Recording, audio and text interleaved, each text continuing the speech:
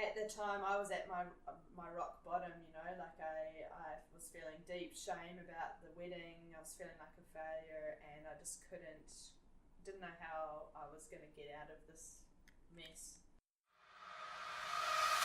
What is up, everyone? I am Lachlan Samuel, and this is the Open Up Podcast, the show where real people open up and share real stories of struggle.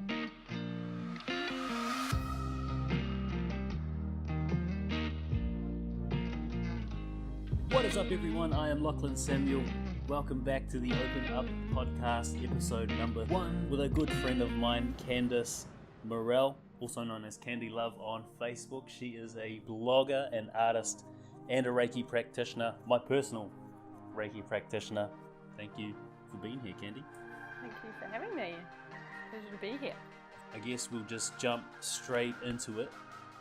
Tell me a little bit about your childhood and how you were raised. So I'm from Rotorua in New Zealand, which is sort of Bay of Plenty, the North Island. I lived there probably until I was about 16. My childhood was pretty standard Kiwi upbringing, I would say. I spent a lot of time playing outside, hanging out in my tree house, riding my bike, making mud pies, cruising around the neighbourhood with the kids. Yeah, I had a pretty normal sort of upbringing. My parents, they're still together, and 3 sisters, so there's quite a big age gap between me and my older sisters. So, but me and my younger sister, there's only 4 years between us, so we were really, really close.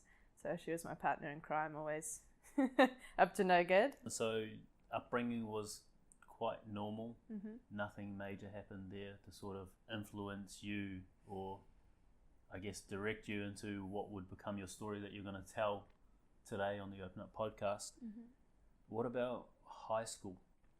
I would say that in New Zealand you have primary school, then intermediate, and then high school. Mm-hmm. I would say intermediate was really not a fun time for me. No? No. So I was bullied quite a lot through that part of my life. Yeah. And I think that's probably where I first started sort of beating myself up and letting that negative self-talk really get to the core of me. Yeah, and what was the bully, if you don't mind sharing that with us? Didn't know I was going to talk about this. There was a rumour that, I don't know if I want to talk about this, or I do or I don't. We can edit it if you don't want to. Okay. So in intermediate, I went from primary school into intermediate, and one of my close friends at the time, we got separated into 2 separate classes, and a rumour was spread around the school that I was a lesbian. Oh, wow. And I must have been 10 or 11, maybe. I remember people coming up to me at school and just saying, "Ew, you're disgusting, I heard you're gay, like, get away from me, you're gross." Yeah. And I had like no real way of defending that, because I didn't know where this had come from. I didn't know like where this rumor came from or what I had done to make them think that I was, but I just really took on board that I was disgusting, that there was something wrong with me, and like just shame from a really young age about sexuality, which I didn't even have sexuality at 10. Like, it's a lot to take on as a 10-year-old. Yeah, so I just remember people coming up to me and sort of being like, "Ew, you're gross, like, get away from me." I remember just not really having any friends and stuff like that, and I guess it was probably, I remember just feeling like super alone and didn't have anyone to like hang out with, and I took that sort of on board, and I believed it. I guess at that age you're kind of learning the world, and you're really susceptible to everyone else's opinions. How did that, I guess, evolve going from intermediate to high school? I struggled with friends, and I mean, I think to a degree I thought my friend from primary school had started the rumour. Yeah. Well, I thought so. So I had this like deep sense of betrayal, like I couldn't trust my supposed friends. So I think I felt quite isolated and couldn't connect to people for ages. And just, I guess, underlying anxiety that I couldn't trust people. And yeah, just taking on that there was something wrong with me.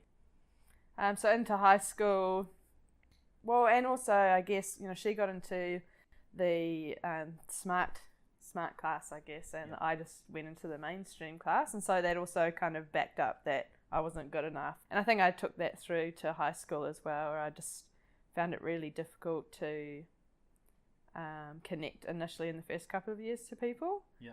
With time, that seemed to change a little bit, but I still carried that belief that there was something wrong with me and that, wasn't good enough. Okay. Taking those opinions of others from intermediate through high school, people thinking you were gay and you not really understanding what it was that made them think or feel this way, how did that impact you fitting in socially throughout those schooling years, and how did it impact your understanding of who you were as a person?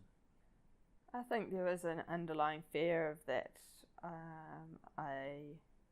whoever I wasn't okay. Mm-hmm. And so I think to a degree I kept who I really was to myself, because I was just afraid of being rejected for who I really was, or afraid to find out who I actually was. Yeah. So I kind of just went along with the masses and did what everybody else was doing, and the way that I sort of managed to fit in socially was through drinking and partying, and I really didn't fit in at school, or wasn't really good academically in my opinion. I didn't really excel in any particular area, so I kind of just found it easier to not care and to just pretend like I was cool and I didn't really care. Just to fit in, kind of thing. So yeah, I would say I didn't really explore who I actually was out of fear of finding out who that was and not liking it, or it being rejected. And looking back now, who do you think you actually were? Who were you hiding? I would say my creativity is a massive part of myself that I didn't explore or didn't get to know. I guess I compared myself to everybody else, and I just really didn't find where I fit, and so it was easier to pretend like I didn't care. Yeah. So did you feel like you had to hide that creativity in a sense to fit in? I don't think I was consciously hiding it. It just happened that way, that I just never really connected with the creative side of myself, because you were sort of meant to be sporty or smart, or one of the cool kids who just drank and partied and pretended like you didn't care. So I just took that route instead, because I wasn't sporty, I wasn't smart, overly smart, and so I just hung out with I ended up hanging out with, the cool kids kind of, and just drinking and pretending like I didn't care about any of it. It's kind of hard to picture that now, because obviously you're super creative, you're blogging, you've got this art exhibition showcasing your paintings in May. Yep. Yes. It's kind of hard to see you as someone who didn't know they were creative then. Did you have any inkling that you were? No, I think that's where the comparison first came in. I remember going to an art class in high school, and there was like a fruit bowl, and the teacher was like, draw this.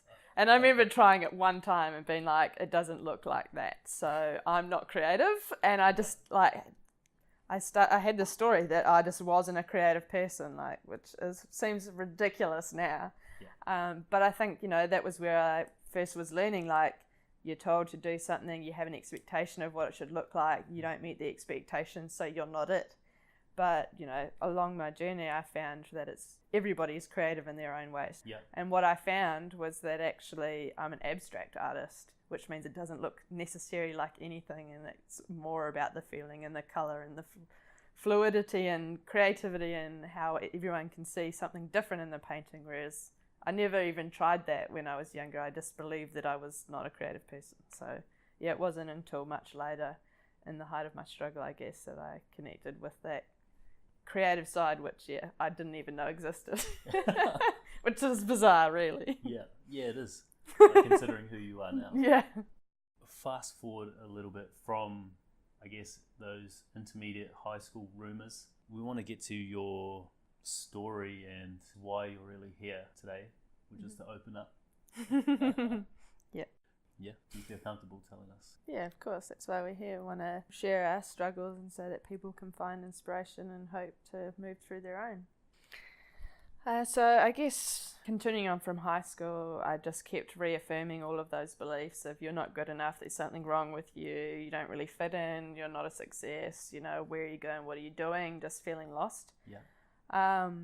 And through feeling lost and being disconnected from who I now know myself to be, I just had constant thoughts of negative self-talk and being unhappy with the way I looked and everything that I was doing. And it started with sort of poor body image, and I moved to Australia about 5 years ago now, and I remember moving here and also finding that I didn't really fit in. I struggled to find work, didn't really know many people here, so it was kind of like a flashback in a way where I just felt like I didn't belong. And then I had a moment where I really just hated the way that I looked, and I decided that something needed to change. My partner at the time he was really into the gym, and he'd done a bodybuilding show.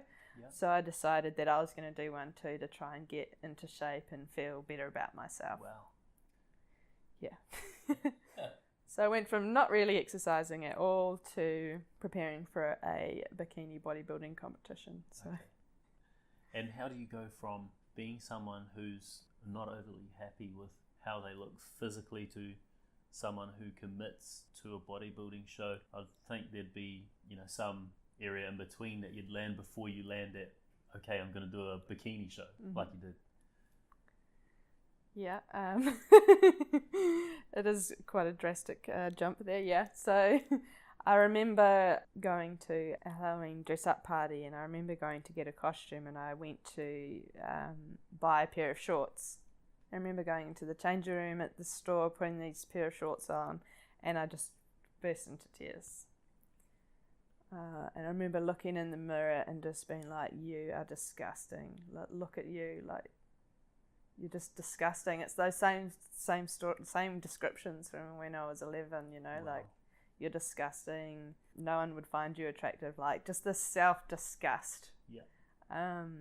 And I just burst into tears, and I remember, at the time, my partner was sort of consoling me and was like, trying to comfort me and talk me out of it and say, you're beautiful and things like that. But I didn't love myself, so nothing that anyone could tell me was really going to land, or I was never going to be able to actually hear it or take it on board. Wow, that's quite heavy. That's quite a burden to take on. So fast forward from there, you take the leap from being disgusted with how you look to this bikini competition. Run us through your story from there. I started going to the gym and started training. So I went on to like a really strict diet and training plan, and my partner was doing it at the same time, so we kind of had that in common at that time, and we did it together. We had a flatmate as well who was doing it as well, so we were all kind of on this buzz or motivating each other and that kind of thing. It did motivate me. I felt like I had a mission or something to be working towards. So, but it was also an escape as well, or another way to punish myself, really, by depriving myself of socializing and enjoying food and just having a social life, really, because all of a sudden it all became about exercise and food. Yeah. So then I competed. It took about 6 months worth of training. And I remember even the day before the competition, I remember looking in the mirror and still looking at my legs and just being like, yes, you're still not happy. Like, even though I'd done all of this work and I'd lost all this weight, I still wasn't happy because it was my mindset that was still programmed to just negative self-talk. So I couldn't see the reality. But either way, I got on stage, and I had this moment on stage where I just felt amazing. I was like, I finished it, I achieved it, like it was one of the hardest physical journeys I'd been on, like that level of commitment. Yeah. I'd tried to pull out a few times, but I'd managed to like keep going and complete the journey and get on stage. So I was proud of myself for achieving something and sticking to something I set out to do. So awesome. So was this sort of the first time that you'd done something like that, like set out on a big mission or set yourself a big target or goal? Yeah. Okay. Yeah. So it was I guess it was one of the main times I set a goal and actually stuck to it and followed through and completed it. So that felt good. Yeah, I can imagine it would. But then, afterwards, I then went back to just feeling lost again. I'd been on such a strict lifestyle that I ended up going the other way. Because all of a sudden I had this freedom to eat whatever I wanted. So I then started binge eating as well because I deprived myself of any fun food For how or long? socialising for at least 6 months. So Wow. we'd go without for months, like no chocolate, no alcohol, no nothing, like it was really hard. And it drives a bit of a wedge between you and your friends as well, because other people aren't doing that, they can't relate. A big part of socialising is food and drink, so you just ended up not going to stuff. That's a big switch or a big turnaround from intermediate and high school, where you couldn't fit in and you couldn't understand why you couldn't, to now being an adult doing a bodybuilding competition and sort of segregating yourself and driving a wedge and making it so that you don't fit in. Yep. Yeah. Yep. Seems bizarre, I know. Yeah, it does.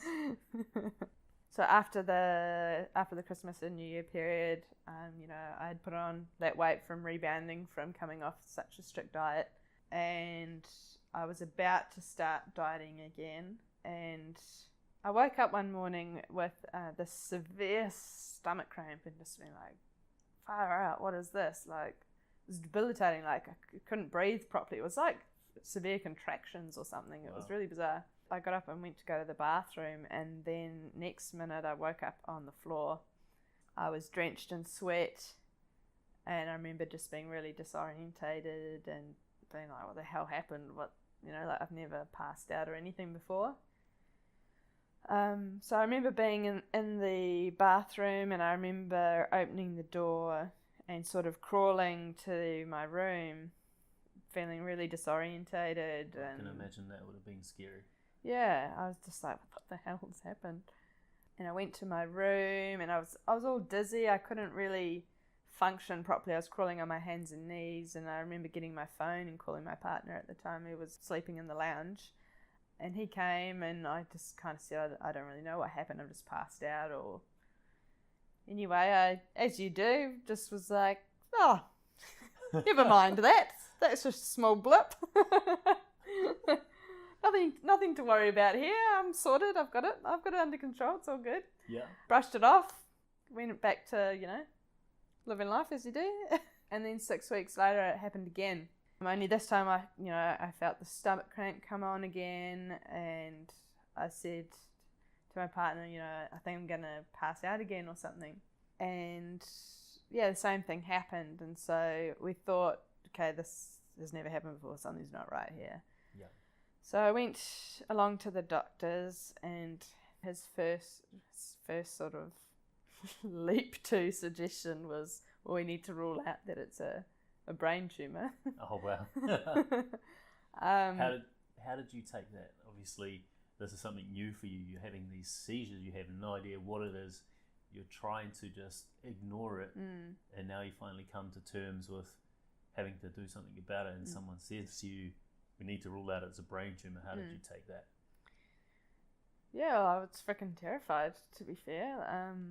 I just went into a massive state of fear and panic of, what's wrong with me? Again, the same thing. What's wrong with me? Like I'm the last to find out what's going on. So I had an MRI. He said, well, either a brain tumour or perhaps it's epilepsy or something. Obviously quite drastic things to jump to.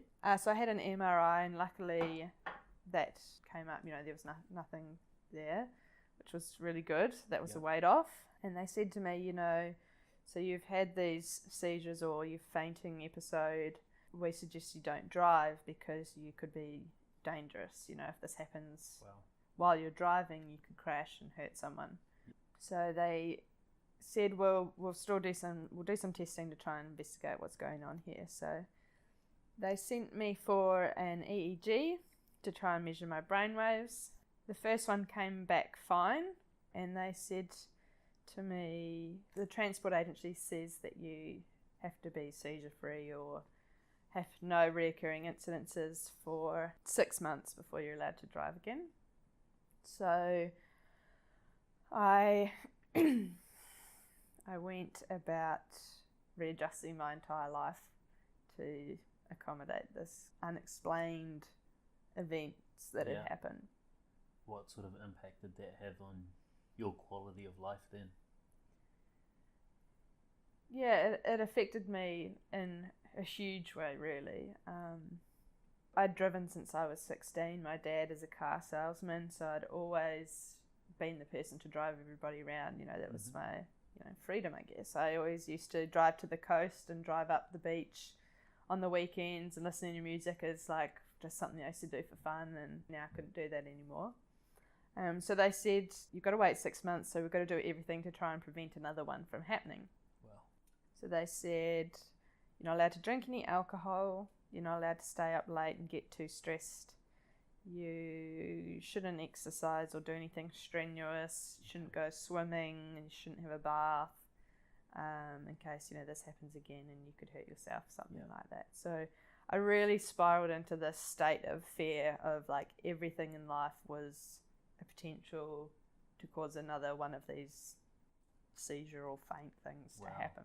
It affected my daily life where, I couldn't drive anymore, so having to catch public transport to work meant that I had to walk for 20 minutes, then catch a bus for half an hour, and then walk another 10 minutes or so. So a 15-minute drive to work then became at least an hour plus waiting time either side for transport. And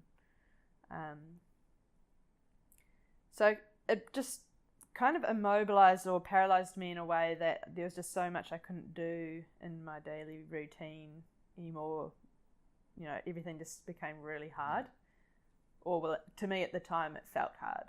And because of not having your license, not being able to drive, did you have to depend on anyone else? Yeah, so I became, really dependent on everybody. I felt like a burden, like people would invite me to come and, have dinner or something, I had to say no because I couldn't get there easily, or it was going to cost me a lot of money in transport, like taxis and things to get anywhere. Yeah. And then once I got there, I couldn't participate, I couldn't drink, I couldn't stay up late, so it was just all too hard. So I pushed a lot of my friends away.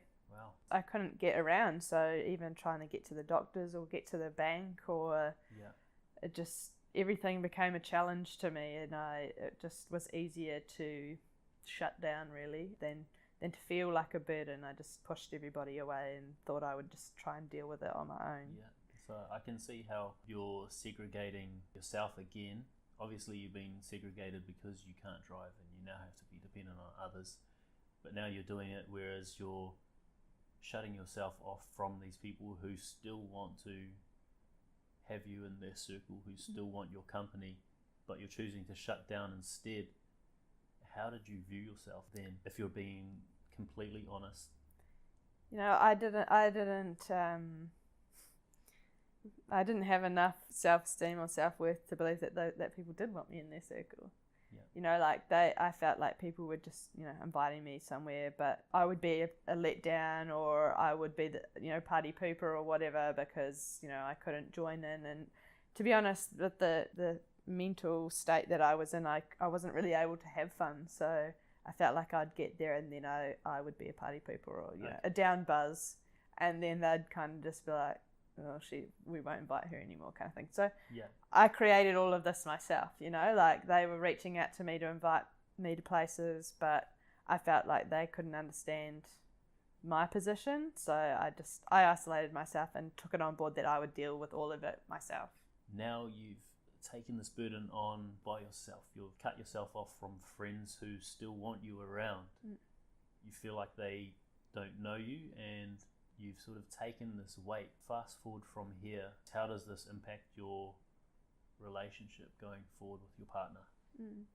He was fly in, fly out, so that meant that he would fly away for work sort of 2 or 3 weeks at a time, then come back for a week or so. So again, that meant that not only could I not drive, but I didn't have anyone else who could drive for me, so for a lot of the time. So, and given just where I was at in my mind, like when he did come back for that week off, I wasn't very enjoyable to be around because everything was too hard, and he wanted to go out and have a good time, but I couldn't participate. So again, I felt like a burden or a down buzz. Yeah. So I just, again, I sort of pushed him away as well. And, you know, we'd been together for a really, really long time. I think it was like 12 or so years. Wow, that is a long time. And how old were you at this point? I was 26, I think. Wow, so it's going from pretty much high school Yeah. through to that point, yeah. Yeah. And so I'll just rewind a little bit. So they said that I couldn't drive for 6 months. So I went about that, and I was counting down for that 6-month mark. And, you know, I'd put a calendar up and I'd circled the date, and I was like, yes, this is my ticket to freedom. You know, like this wait is nearly over. Yeah.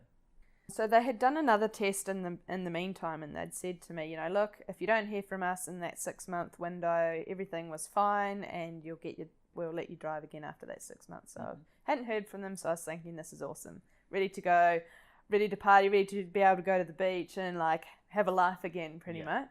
So I rocked up to my 6-month mark appointment with the epilepsy specialist, and she said to me, your last test showed abnormal brainwaves, which doesn't confirm epilepsy, but it's considered abnormal. So the Transport Agency says you have to have 12 months of no reoccurring incidences before you're allowed to drive again. Wow.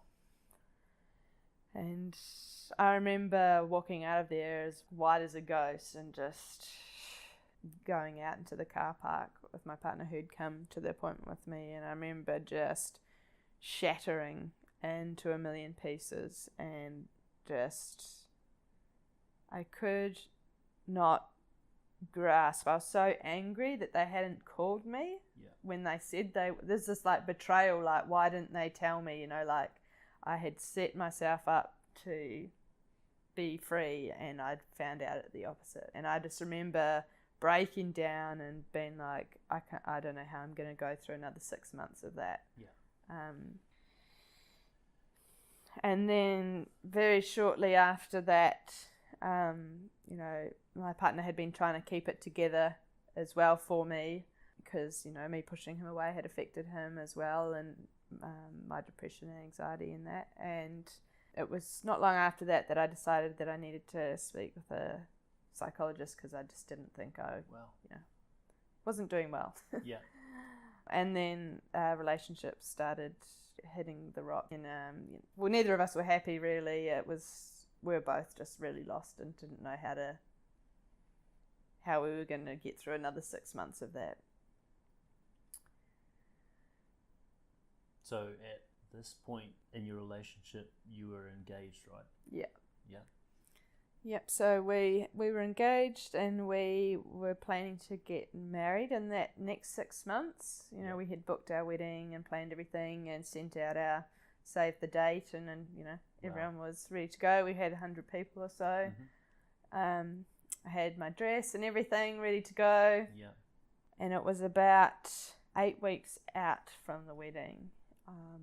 And things hadn't been going well, and we just decided that it wasn't right to get married in that state. So and was that mutual? Yes. It was a really difficult decision to make, but you know, now looking back, you know, I know that it was the right decision to make. But it's easy to do when you're looking back, but in the moment I can imagine it wasn't the easiest. How did you view yourself whilst making that decision? Or what did you think of yourself as, if that's the better question? Yeah. I felt like a failure. I felt like I had let him down. I felt responsible. I mean, I know that it takes two to tango and 2 people in a relationship, but at the time, because I was in such a negative space and had, you know, really low self-esteem and self-worth, that, you know, again, I took on all of that burden of feeling responsible for the failure of the relationship, really. Wow. And you took it on solely because of what you were going through and because of the fact you felt you pushed him away? Yeah. In a sense? Yeah. Okay. Yeah, I felt like I hadn't had depression, or if I, you know, hadn't had those seizures, or things would have been different. Wow.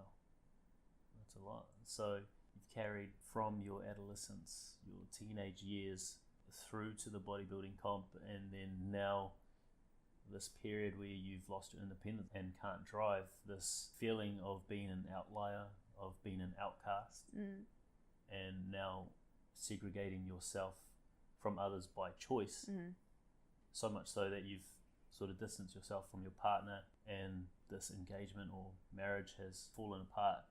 Where does your turning point come, in a sense, where you finally realize that you need to start your recovery?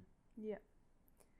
So I'd say my turning point was, so we called off the wedding, and we had booked 3 weeks off annual leave because we had planned to go back to New Zealand to get married at the time. Yeah. So I had booked 3 weeks annual leave off, and we had, set aside a bit of money towards the wedding, and I just, at the time, I didn't know what to do, and I just remember seeing this postcard on my notice board at home of India. And I'd been going to yoga for years before that, and I'd always had this like underlying passion for this legends and stories and philosophies, and I just loved going to yoga. And my yoga teacher at the time, she had done retreats to India, and I'd always said, I'm going to go one day. Like, I just think that would be such an amazing experience. So at the time, I was at my rock bottom, like I was feeling deep shame about the wedding. I was feeling like a failure, and I just didn't know how I was going to get out of this mess. And so I just had this moment of inspiration where I just said, I need to get out of here. Yeah. And I was just like, I need to go to India. I don't know, it was one of those inner voice moments where something was whispering in your ear, like, you need to go to India, kind of thing. So something, I just want to jump in real quick, something important to mention about this is that you're not traveling, in a sense, to run away from your problems and to just forget about them or ignore them. You're sort of running from your problems towards what you see as your recovery. Yeah, so, I mean, at the time, I thought it was an escape. I thought I need to get out of here. But actually, what unraveled was that in India, I reconnected to myself, because it didn't look like my daily life. I had time on my own. I learned a lot about myself in India, and I reconnected to my creativity, really, in India by connecting with the colour and the music and the storytelling and the vibrancy of India. And that was like where that spark started in me again. That was like, oh, this is what you love, and I had pushed away everything that I loved up until that point. And so that was a changing moment where I was just like, oh my God, this is where I am again. And so I went on a 2-week retreat to India with a group of Americans. I met them over there, and they were running a retreat traveling through northern India, Varanasi, up into the Himalayas, in the mountains. And the day that I was supposed to be getting married, I had in India, and I remember having this moment, and I became really close with the women on this retreat. And I remember saying, I'm in India, I'm going to choose to marry myself here. Wow. Which was where I decided that I needed to start putting myself first and like focusing inwards, because, up until that point, I had just been focusing on everything outside of myself to,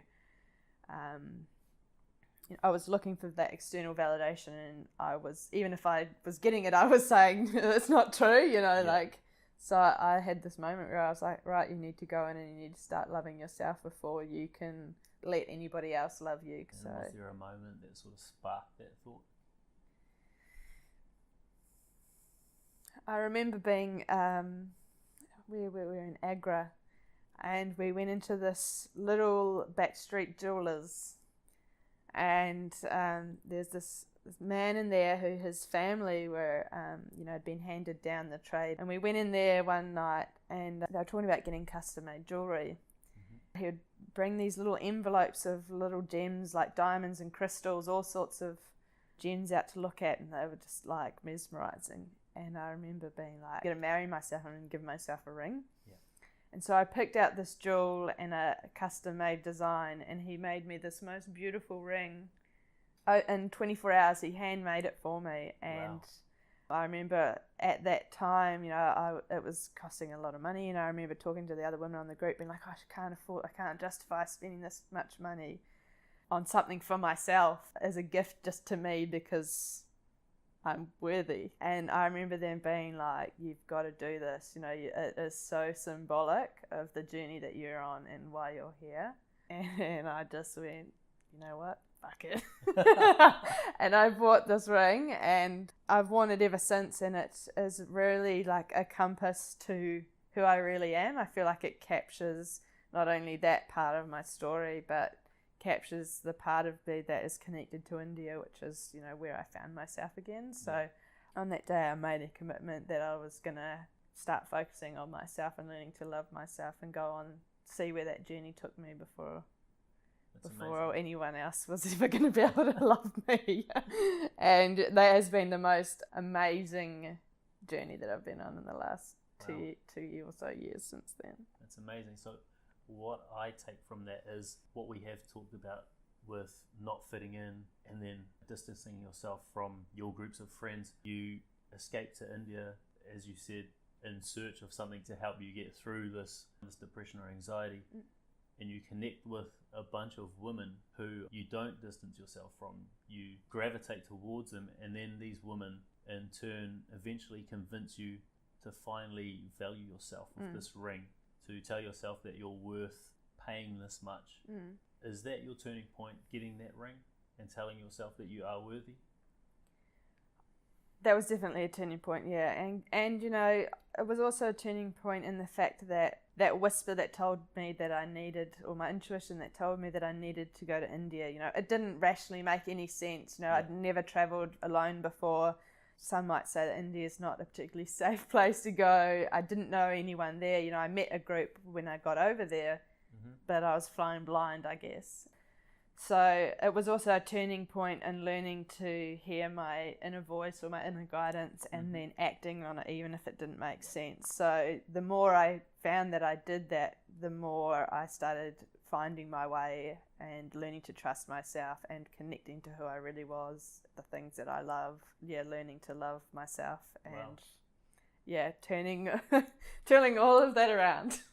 Okay, so if you're looking back now, what would be the main lesson you take away from that whole experience, going from having those seizures, losing your independence, and then coming through that journey to India, learning to love yourself? What would be the biggest lesson?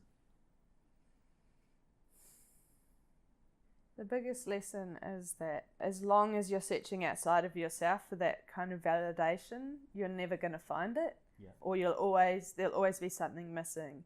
And that as soon as I went in and really...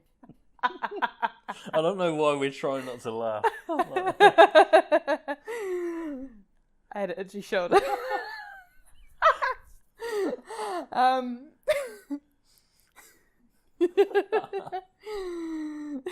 What were we saying? What was the point of all of this? Well, what was the biggest lesson? Run break. Was not looking for validation outside yourself. So the biggest lesson for me would have been that, all of those years before that, I had been searching outside of myself to be good enough. Yeah. But even, whatever presented, it was never going to be enough because I didn't believe I was on the inside. So this whole journey has taught me how to go within and to really learn how to be... No, that ain't it. I think that's a pretty good message, though. Just learning how to love yourself. Yeah, I guess I learned how to go within, and through doing that, I reconnected to who I really was, which I'd never really bothered to get to know before all of that. And then when I got to know who I really was, I actually kind of liked her. Who was this? Creative, artistic. Yeah, creative, confident, colourful, cultural, storytelling, person that I was actually like, she's really cool, I really like her. And, through many different sort of modalities and healing work, I went through and I've kind of healed and repaired and forgave myself for all of the things that we've spoken about and many more. Don't have time for all of it. But I learned how to forgive myself and learned how to finally love and accept myself for who I was, who I had been. And that also meant going in and looking at those parts of myself that I didn't love and giving them attention and learning to love those parts as well. Wow, that's awesome. High five. Yeah, buddy. Let's get it. I'm going to leave that high five in there. Yeah, do it. Yeah. It's good. Before we go on any further, I just want to thank you for opening up and sharing that. For a lot of people, especially a lot of people that haven't yet shared their story, that's courageous and something they want to be courageous enough to do themselves. So I just want to thank you for that, because I know you're going to encourage more people to come forward and share not just their story, but even how they're feeling, so they don't have to take on that burden by themselves. Moving forward from your story and that turning point in India, as well as the lessons you learned, learning how to love yourself and understand who you were, we'll jump onto the recovery and I guess the comeback from that depression and anxiety. What did you use? I guess if you could give me 3 of your most valuable methods or modalities for combating that depression and anxiety.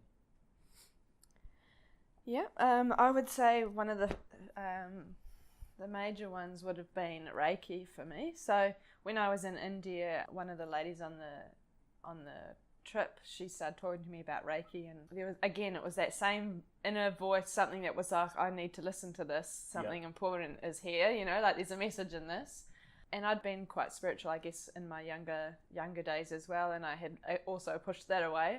And so when she spoke about Reiki, and I was like, oh, that sounds like something I need to follow that message as well. So when I came back from my trip to India, I searched, Reiki Perth, and I found an amazing Reiki master who I connected with, and I ended up training and doing all 3 levels of training in Reiki. And for me, that was also another way that I connected to who I really was, which I had, another part that I'd shut down, but also it connected me to a massive community of people who had very similar philosophies and beliefs and things to me. So, and a lot of people on the path with Reiki, are on that healing journey themselves. Yeah. And so I found a group of people who I could relate to who were also struggling or going through that phase of feeling lost in life and not knowing what direction you were going in. So I found a lot of support and a lot of love, I guess, from complete strangers, really. Awesome. And did you let yourself fit in with that group? Yeah. Finally. Nice. It's about time. Yeah. Really quickly, for anyone who doesn't know what Reiki is, sum Reiki up for someone who isn't aware. Okay, so Reiki is otherwise known as life force. So in some of the other modalities, like Chinese medicine, it's called Qi or Prana, and Ayurvedic kind of philosophies. So throughout life, through different things that happen to us, we store emotional trauma and belief, and Reiki comes in and helps to bring all of those to the surface so that they can be released, so that you can heal and let go of all of these things that have held you back in life. Awesome. But mostly it recharges your batteries as well, so that you have this new sense of like deep relaxation. It's like just recharging your batteries on 100 all of a sudden kind of thing, in a really deep, relaxing kind of way. And I can vouch for that because you probably helped me the most out of anyone I've seen to date to deal with my fear of failure. Yeah. So thank you for that. My pleasure. So Reiki is number 1, and number 2 would be? Number 2 would be creativity. So part of my journey of when I wasn't able to drive and pushing everybody away, I was finding myself spending a lot of time at home. So I thought, well, I need to find something constructive to do that I can do from home without having to go anywhere. So I'd always wished that I could paint or draw, because my mum was always an amazing artist as well. She could draw and paint. And you couldn't even draw a fruit bowl? No. So yeah, through that, I don't know why, but I bought a $5. It was another one of those voices that was just like, just give it a go kind of thing. So I remember I bought my first $5 canvas from Kmart and a pack of paints, and I sat there and I was like, I want to paint a wave. And that was the first painting I did. It was only tiny. And I was like, actually, that's not so bad. Maybe I could do a wave. And it kind of just snowballed from there, where I kept buying bigger canvases, and I started YouTubing videos on abstract art. So it became more about just getting in flow and using colour, whatever colour I was feeling at the time, and just letting like the brush strokes be a form of meditation where I could get lost for hours, and with no expectation of it needing to be anything. You know, if I didn't like it, I'd just paint over it and start again. It was just this sense of freedom. But also other forms of creativity as well. You know, I started my blog around this time, so my Candy Love page, and I started documenting my feelings and the tools that I was learning on this journey. And you know, I never considered this is also pretty funny. I never considered myself to be a writer, and English was actually one of my most hated subjects at high school. Me too. I wagged so much English. So it's really funny now that I'm like, consider myself to be a writer or blogger. And so yeah, writing was a massive outlet and form of creativity for me too, being able to write my feelings, journaling, and sharing that with others, and also feeling like I had a purpose that was bigger than me by sharing what I was going through, and other people were finding inspiration in that to help them on their own journey, and it kind of all just snowballed from there. That's awesome. Okay, so for number one, we have Reiki, which, like you said, is a recharge of some sorts, getting from wherever you are back to 100, and that Reiki being letting yourself fit in with the community again, allowing yourself to fit in, I guess. And number two being creativity, which sounds from the painting to be a form of meditation, where you can shut the brain off in a sense and just focus on something for a set amount of time, as well as the writing being a release. So you've got Reiki and creativity. What is number three? One more thing I'll add into creativity is that I used a lot of vision boarding. So I used a lot of different creative avenues to get myself from where I was to where I wanted to be. So I used different forms of vision boarding to focus in on where I wanted to go rather than where I was currently. So I'd use that almost as a compass to keep me on track heading towards where I wanted to go. So using, and music, so you know, like so many things came under that umbrella of creativity that gave me strength and inspiration and helped me to get from rock bottom to where I am now. Awesome. So number three is definitely gratitude. I hear people talk about gratitude all the time, but for me it was a huge part of the healing journey, was getting to the point where I could look back on all of those events that had happened that led me to my rock bottom, and actually getting to a point of being genuinely grateful for those, because I wouldn't be who I am now if those hadn't happened. So I've always believed that, you know, everything happens for a reason. My opinion is that all of those things happened because I was going down the wrong path, and I had been disconnected from myself for long enough, and the universe was like, she's been taking too long, so we'll just rip everything from underneath her until she starts to listen to herself and get back on track. So yeah, I'm so grateful for everything that happened on that journey, because it's made me who I am today, and it's given me purpose, and now I'm able to use everything that I learnt on that journey to help other people who feel lost and disconnected, and help them to reconnect to who they are. Awesome. Now we've gone through the most prominent three methods or tools that you've used to help you come back. It's all well and good talking about recovery and assuming that we're always going to stay contented and happy with how things are at the moment, but we both know that's not the case. Has there been a point between that dark moment before you went to India, between then and now, where you've sort of fallen back into a state of this depression or anxiety? Absolutely. Yeah. What was that moment, and If you could sum that moment up really quickly, what were the lessons you took from that moment?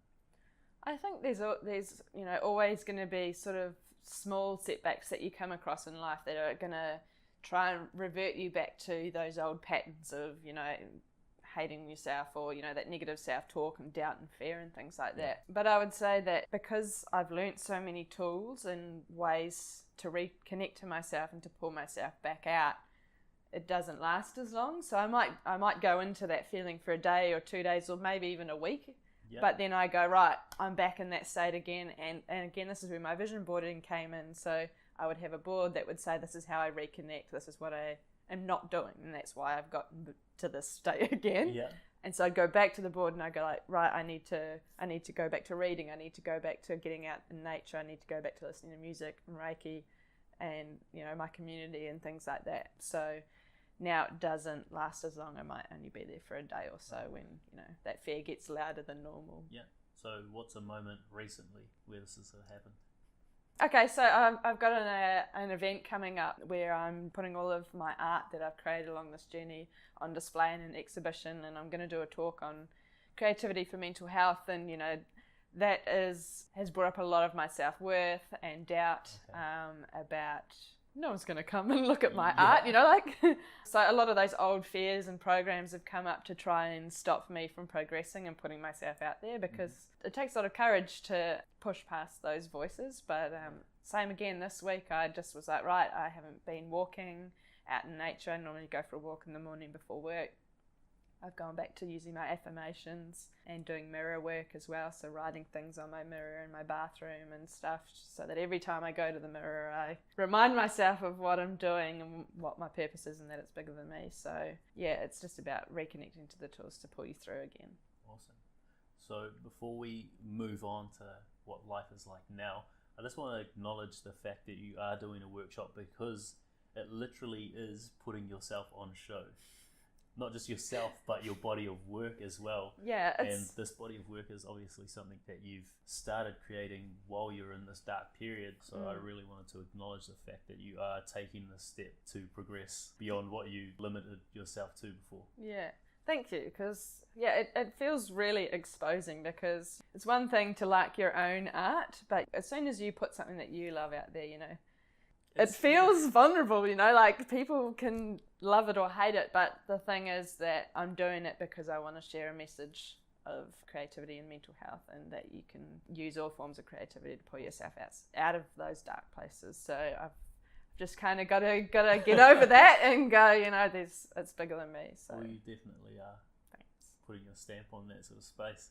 High five. Yeah. Okay, so from your story through the recovery to now, if you could, so from your story through recovery to now, what would you say your quality of life is like today? Completely different. I think that once you do go within and you build that solid foundation of being okay on your own, and learning that all of these beliefs that you've had about yourself don't have the power unless you give it to them, you get this new sense of courageousness, where the fear comes up, the self-doubt comes up, the negative self-talk comes up, and you, rather than running from it and numbing from it, you lean into it and you embrace it, and you just say, cool, here's another layer to move through. I just had this new sense of inner strength that was never there before, and self-worth of knowing that I am important and that I am here to make a difference. Having connected to all of those things that I love, which is colour and art and things that are a bit different and unique and vibrant, and song and music and stories, like I just love all of that, and connecting to that all the time, it makes me so happy. And it brings me a lot of joy, which I don't believe I really knew what joy felt like before. So through that journey, I've attracted some amazing people into my life as well, with really solid friendships that I know that are there for me, who love me for who I am, and who are willing to be there for me when I am struggling, to prop me back up, and I know that I can reach out. It's amazing. It's an amazing change. If I was to ask you right now, do you love your life? What is your answer? Yes. Yeah, buddy. Yes. All right. And following on from that, what is one thing you love about your life at the moment? The people. The people? Yeah. A lot of my story, I've shared that I felt so alone and like people didn't understand me and like I didn't really fit in or belong. But what we're all searching for is that connection. People who we can relate to and connect with and be vulnerable with. And now, through opening up, Hashtag open up. through opening up and sharing with other people, I've developed these amazing connection with people, and the friends, people that I have in my life at the moment just bring me so much joy. But even that's a journey itself, because you've got to let them in. You've got to be worthy. You've got to show yourself. You've got to really stand up and be who you really are and let yourself be seen. And yeah, since I've allowed myself to do that, I just have an amazing life of people who can support me and help me get where I want to go. Wow. That's pretty profound. That's awesome. Thank you. You're one of them, buddy. Yes. So moving from how much you love your life now, the quality of it, and the people you have around you, having come through your struggle, that depression, that anxiety, this failed engagement or marriage, and this opinion that you harbored that wasn't your own, that was from school and brought all the way through to adulthood, how do you see yourself helping others, and what is your mission? As I touched on earlier, I believe that depression and anxiety comes from being disconnected from who you really are. Being disconnected from what you truly care about, the things that drive you, and having a purpose. And my mission now, through Reiki, through mentoring and helping people with creativity, I want to help people connect to who they are. I want to help them to heal from all of those stories and beliefs and things that they've buried that have kept them from showing up as who they really are. I want to help people accept themselves and let go of all of those barriers that have stopped them from believing that they are amazing. So depression and anxiety is everywhere these days, and I know what it feels like to be at rock bottom and to just not feel worthy of love or a life that you care about. And now that I know that it can be different, and I've used so many different tools to get me there, I can't see another way, or I can't imagine a life where I don't spend all of my life working towards helping people to realize that for themselves. So it's amazing. How do you see yourself achieving that? You got it. I want to share through my blog, sharing my journey as I go, because it's a never-ending process of learning to love yourself. I want to do workshops and retreats. I want to do this art exhibition and talk, and I just want to use everything that I have learnt in every way that I can. So your mission is pretty clear then in how you see yourself helping people and achieving this mission. For people that do come on to the Open Up podcast, we do ask to provide a little tutorial, something fairly easy to implement there and there for anyone listening. Do you have one for us today? Yeah, I can share one of the very first vision boards that I did. So this was, again, through connecting with my creativity and following my intuition about what tools I needed to do to help myself. So I got a canvas and I covered it with butcher's paper, and I got a permanent marker. And down the left-hand side, I wrote values. So I wrote the things that I guess were really important to me. So some of the things that I put up there was that I always wanted to act with integrity. I always wanted to be honest. I always wanted to do the best that I could at everything that I tried, and I wanted to inspire others and help remove the stigma against mental health. So that was kind of like a way to anchor into what I was trying to work towards being as who I wanted to be. I also wrote on there ways that I love myself. So I bullet pointed the things that I knew made me feel better. So some of the things that I put on there were walking in nature, listening to inspiring podcasts, reading self-help books. It was Reiki, yoga. So the things that I knew made me feel better, even if it was only for a short amount of time. So that whenever I found myself slumping into that sort of depression or low state, I would look back at this list and be like, how many of these have I been doing? And more often than not, I would say, I've stopped doing all of these things. That's probably why I'm here again. So then I'd go back to this and I'd say, right, so I need to implement these things again and do as many of these as I can to help pull me back out. Okay, and really quickly, what is a vision board? Well, I guess it's all up to interpretation. Some people do vision boards with different pictures and things, but for me, a vision board is a visual tool of inspiration. So there's many different ways you can do them, or for different purposes. So that one acted as a compass for me to remind myself where I was going and what I needed to do to pull me out of low points. But you can also do other ones for just things you're wanting to work on, things you're wanting to commit to. So it's something visual that is constant, somewhere, up in your house that you can go back to or go to daily and look at it and reflect and draw inspiration from to keep you on track to helping you get to where you want to go. And so for someone in your particular position, someone going through depression or anxiety, what would you say they have on their vision board as a means of reference to go back to every day? I would put on the things that make you feel better, even if it's just for a minute. But also I would put on there just reminders of things that you love. So on one of my first vision boards, I put up that I loved yoga, that I loved stories, that I loved India, that I loved crystals and spirituality and nature. Yeah. So then again, I could go back to it and be like, am I incorporating any of these things in my life? That's what makes me feel connected to who I really am. They're things that make you just go, yes, I love that. Like I could just do that all day. Yeah, going back to that was like a constant reminder of reconnecting to who I really was, which helped pull me along. Thank you for that. I just want to jump in with something. It's a Bible reference. I'm not religious at all, not one single bit. Something that I've realized ties in with vision boarding and affirmations. I guess visualizing your end goal before it's become manifest, and the importance of having that belief is this quote: for whatever a man soweth, that he shall also reap.